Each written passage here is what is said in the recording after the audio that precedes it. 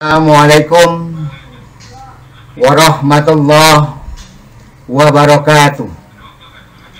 Bismillahirrahmanirrahim. Alhamdulillah allazi khalaqas samawati wal arda wa ja'ala adh-dhulumati wan nur.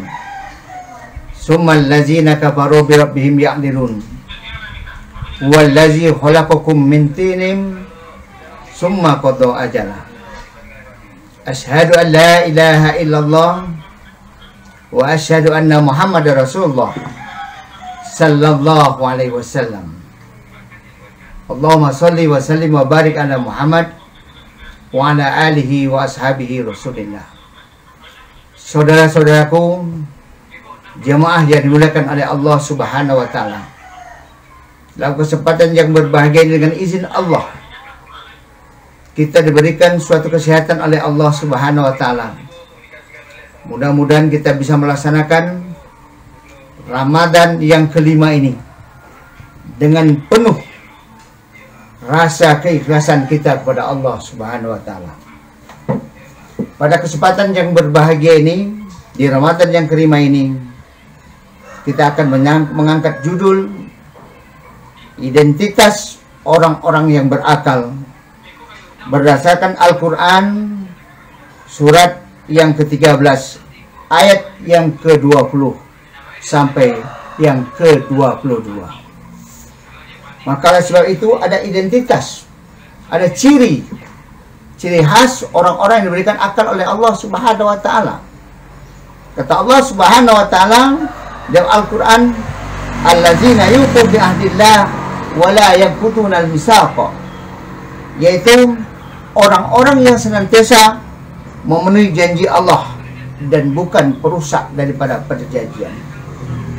Hidup ini kita sudah berjanji kepada Allah Subhanahu wa taala untuk melaksanakan aktivitas kehidupan, terutama aktivitas ibadah pada Allah Subhanahu wa taala, termasuklah kita melaksanakan saum di bulan Ramadan ini. Kita sudah berjanji pada Allah untuk mentaati perintah-perintahnya selama hidup di permukaan bumi Allah ini. Maka oleh sebab itu, mari kita tepati janji kita kepada Allah Subhanahu wa taala. Saudaraku yang saya hormati, jemaah yang dimuliakan oleh Allah Subhanahu wa taala. Yang kedua, kata Allah Subhanahu wa taala, walladzina yasiruna ma amarullahu bihi ayyusalla, yaitu orang-orang yang menghubungkan apa-apa yang Allah perintahkan supaya dihubungkan. Saudaraku yang saya hormati, jemaah yang dimuliakan oleh Allah Subhanahu wa taala, hidup ini adalah di bawah garis Allah Subhanahu wa taala. Apapun yang kita lakukan, kita sadarkan kepada Allah dengan satu kalimat, la ilaha illallah, tiada ilah yang diilahkan kecuali Allah. Hidup dan mati, aktivitas kehidupannya, kesehatan, kekuatannya, kita sandarkan pada Allah Subhanahu wa taala. Jangan sampai kita menjadi orang-orang yang musyrik dalam kehidupan kita. Apa yang telah kita lakukan, kita tidak mengakui itu dari Allah Subhanahu wa taala. Segala sesuatu kehidupan ini di bawah lingkaran Allah Subhanahu wa taala. Yang perlu kita tanamkan pada diri pribadi kita, zalikumullahu rabbukum la ilaha illahu khaliqu kulli syai' fa'budu wa huwa ala kulli syai'. Itulah Allah Rabbmu, itulah Allah Tuhanmu. La ilaha illahu, tiada ilah yang diilahkan kecuali Dia. Khaliqu kulli syai' fa'buduhu. Maka Allah yang memberikan segala sesuatunya, yang kita harus mengabdi, menyembah pada Allah Subhanahu wa taala. Saudaraku yang saya hormati, jemaah yang dimuliakan oleh Allah Subhanahu wa taala.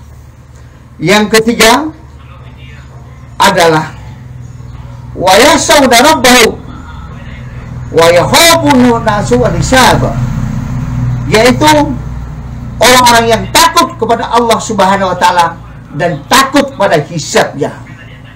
Kita hanya takut kepada Allah Subhanahu wa taala karena Allah yang memberikan segala sesuatunya, Allah yang menghidupkan dan mematinya. Maka kita harus takut pada Allah dan takut pada hisab yang jelek, hisab yang akan membawa kita kepada kehidupan neraka.